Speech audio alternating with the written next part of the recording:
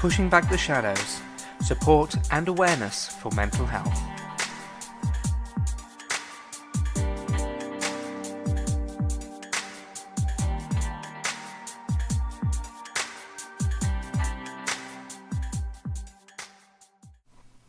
Hello and welcome to episode 43 of the Pushing Back the Shadows podcast. My name's Alex Davis, I'm the founder of Pushing Back the Shadows. Now, this week's question is asking how I cope with this. This being whatever mental illness you are diagnosed with. And it doesn't just apply to anybody who is new to a diagnosis, even though this is a question that a lot of people fairly new to their mental health struggle will ask. This also applies to some of the veterans, for want of a better word. But how do I cope with this? Now, this is part 2 of our my big mental health questions series, and it's a question that a lot of the time I do find myself asking. Because mental illness itself can be very overwhelming, can't it? When you have, your depressive episodes, your mood swings, your panic attacks, perhaps your purging, your binge eating, whatever it might be, it can be overwhelming. I guess the classic example there would be the panic attacks, where your emotions just get so strong, and the panic is there, the anxiety.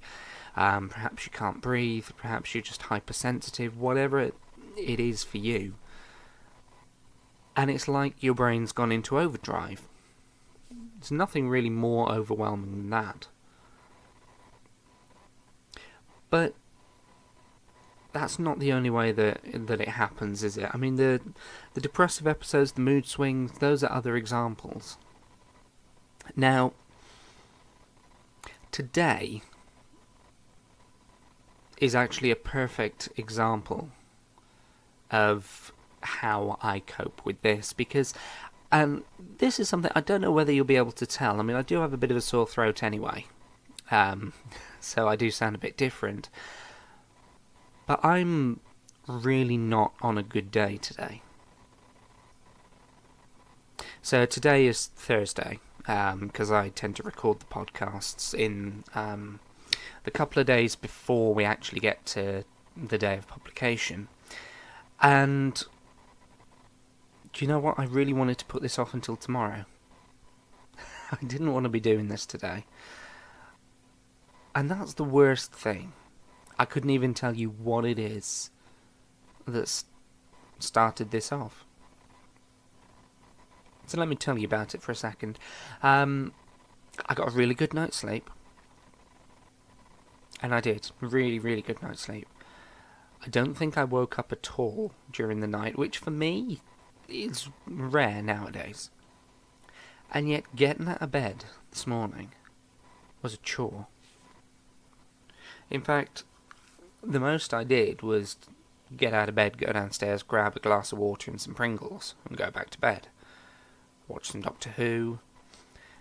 And then kind of went, yeah, do you know what? You're getting up. You gotta get up now, come on. So I got up, came downstairs and thought, yep, I've got to get on Twitter, I've got to be replying to stuff, I've got emails to check, website stats to analyse, a podcast to record, scheduling to do, and I really don't want to do anything. I've got no motivation. It feels like there's nothing but a hollow, empty void inside of me. I don't have any motivation. And then this little voice in the back of my head kind of said, well, hang on a second. If your next question is, how do I cope with this? Isn't today that perfect example? Isn't today the kind of day that you'd ask how you cope with this?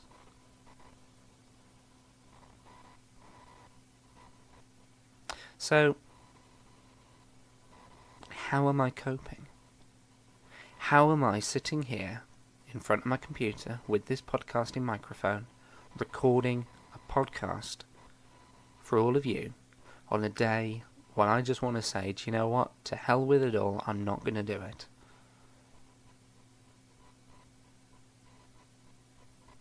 I've got a few secrets that I'll share with you. Things that I've discussed before. But this is how I get through the bad days. That's how I cope. Let's have a look.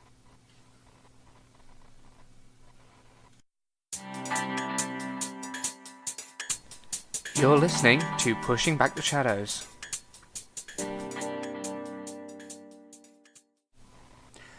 How am I getting through today then? What am I doing to get myself through this? Well, it all comes down to one thing. One very crucial element that I have to remember. And that is to practice self-care. Now, below the podcast, I'm going to give you a link to our self-care hub, and it's got some really good ideas, really good suggestions of different things that actually we can all try. They don't necessarily all work for everybody, because that's the thing about self-care. You know, it's very much dependent on what works for you, who you are as a person, and it's one of those things that you find the different bits and bobs that actually are good for you. So these are just different things, either different people have written or things that I myself have written. And they're things that that really we can all learn a little bit from. But I'll give you a little kind of snippet of some of the things that I do, some of the things that work for me. Okay? So one of the important parts is pacing myself.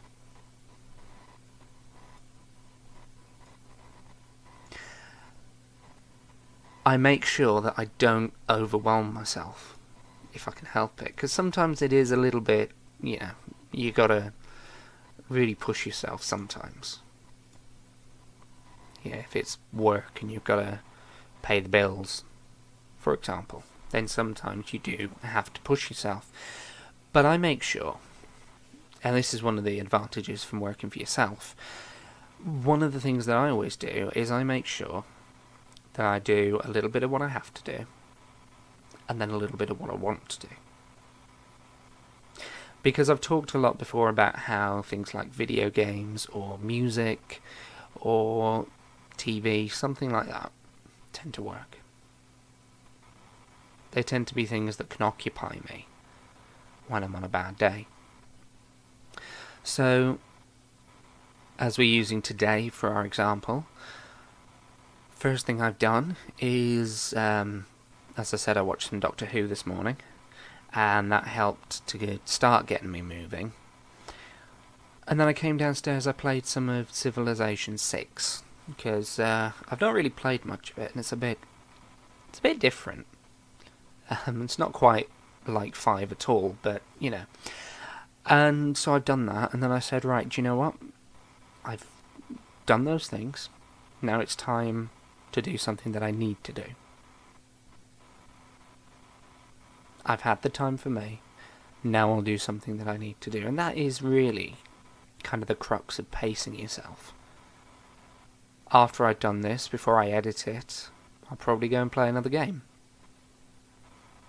I'll play the game for so long, I'll set myself some time, and then I'll come back, I'll edit this podcast, and I'll set it uploading.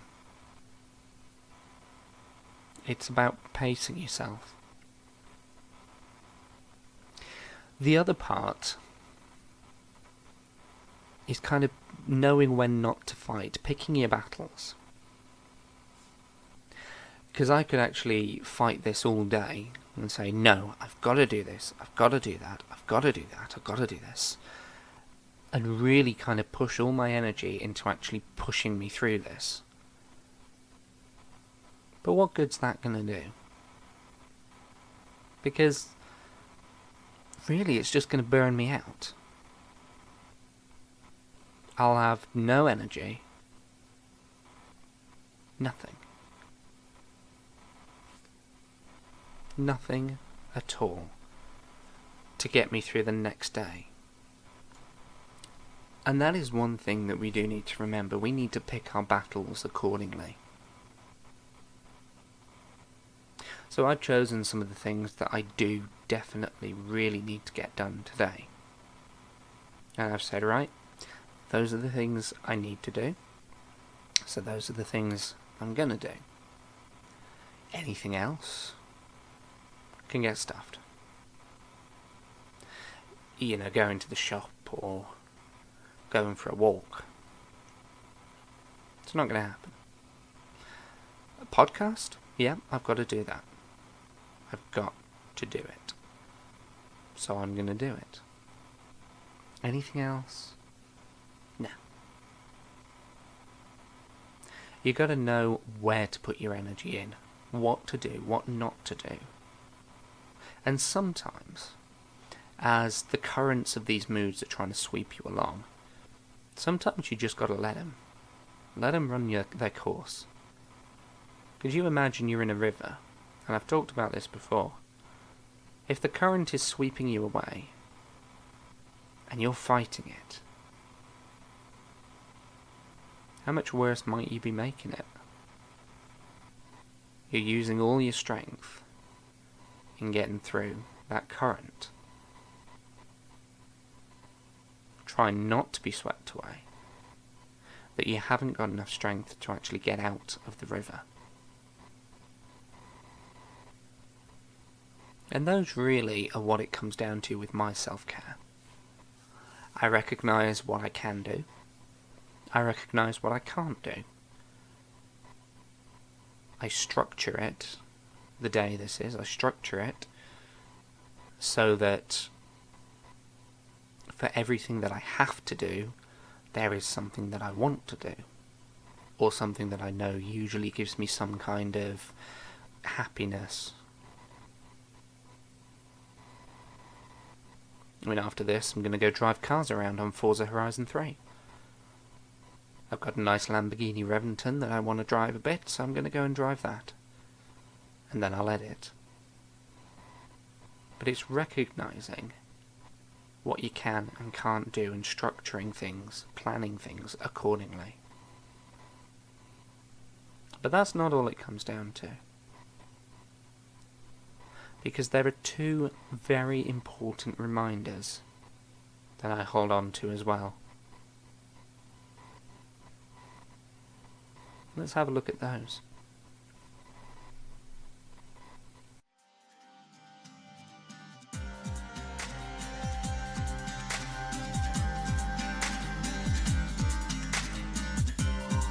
Enable Pushing Back the Shadows to continue supporting people in the mental health community, their friends and their family. By pledging just $1 a month, you could help us to continue supporting people with depression, with anxiety, with bipolar and other mental illnesses. You can also unlock exclusive rewards, behind the scenes, sneak previews of upcoming posts and much, much more. So head over to www.patreon.com/AlexDavisPBTS to find out more.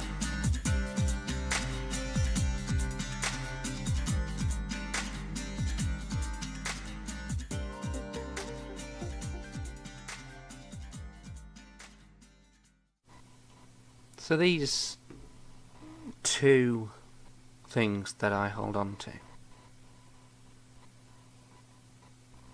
Two things that I hold on to.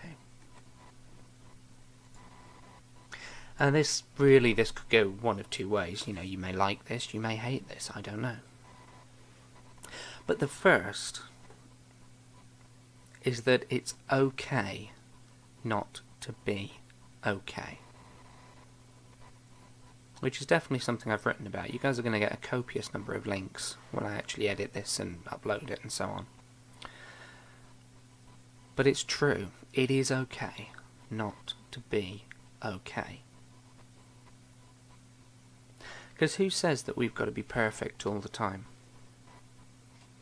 Who says that we've always got to have it together, that we've got to, we've got to have it all so that we're on a good day, we're putting on a good front, that we're doing everything that we need to do, everything that we should do? Who says that that is how it's got to be?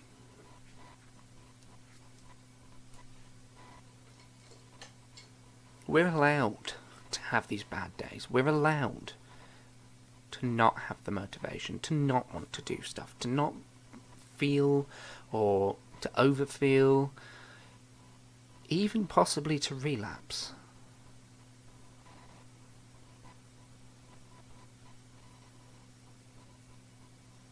I went to the loo earlier, and while I was in there, I caught sight of my leg. My legs, which have scars on them, from all the times that I've succumbed to self-harm. And if those of you who are listening get triggered by talk of self-harm, then you may want to skip just the next 30 seconds to a minute. But I sat there and I thought, you know what, I really want to open these up again. And I recognised that that's okay. Yeah, it's not ideal, but it's okay to cope in whatever way we have to cope. And no, before you say anything, that's not me endorsing things like self-harm or whatever. That's me recognising that for some people that is how they cope. And it's all about replacing those coping mechanisms with better, healthier ones. But if nothing else works, and this is coming straight from my therapist, if nothing else works, and that's what brings me out of it, then that's the way it is. It's okay not to be okay. Now the other thing I remember is that tomorrow is another day.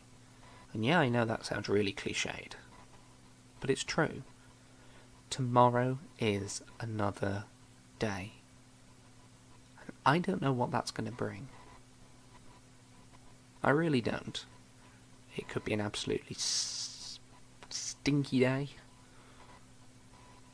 or it could be a brilliant day. Whatever tomorrow brings, it has the possibility of being a better day.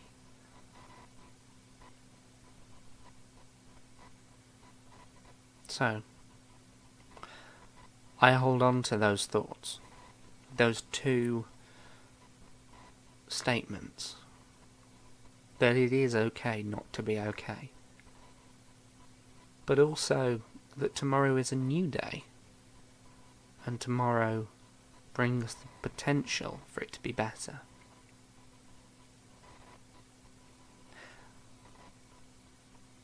So the three things that I want to leave you with, the three ways that I cope with this, are as follows. Number one, I recognise when I am on a bad day. And I don't just mean I spot the signs and go, oh yeah, it's a bad day. No. I actually say, do you know what? Yeah, alright, it's a bad day. I understand that, I acknowledge it. Consciously acknowledge it. I then start putting into place my self-care techniques. Some that are on the website. I may try one or two others, it depends. But I put my self-care techniques into play. And then I hold on to the hope that tomorrow will be better. it may not be, because do you know what? I've been on an absolute stinker of a week for the past week now. And that's in myself, that's not due to anything happening. Because really, there's nothing too bad about this week. It's just how I am. But I hold on to the hope that tomorrow might be a better day.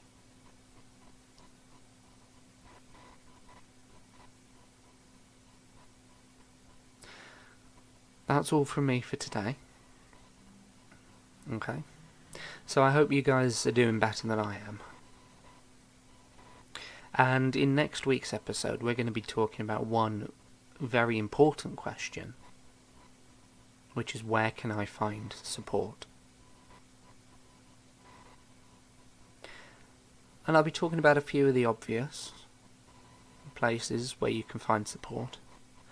But I'll also be talking about a few of the not so obvious. I hope you'll join me then. But you guys take care. And remember this. I may not be able to see you. I might not know your name, where you're from, what language you speak, how old you are. I might not know anything about you. Because it's difficult through a podcast to do that.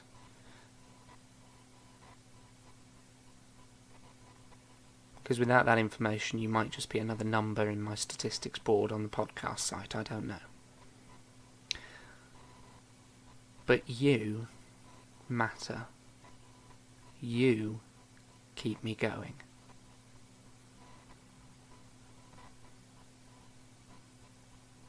And I mean that.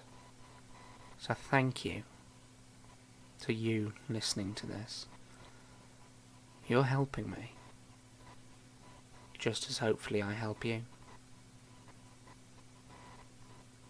So thank you. Take care.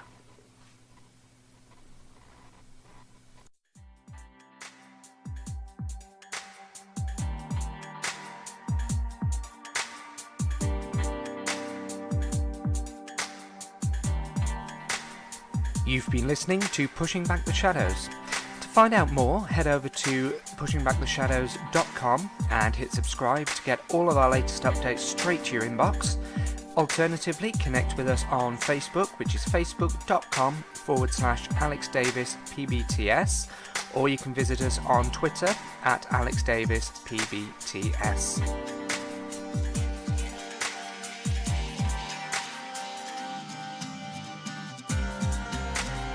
Enable Pushing Back the Shadows to continue supporting people in the mental health community, their friends and their family.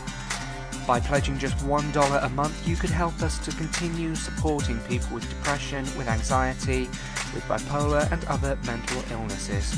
You can also unlock exclusive rewards, behind the scenes, sneak previews of upcoming posts and much, much more. So head over to www.patreon.com/AlexDavisPBTS to find out more.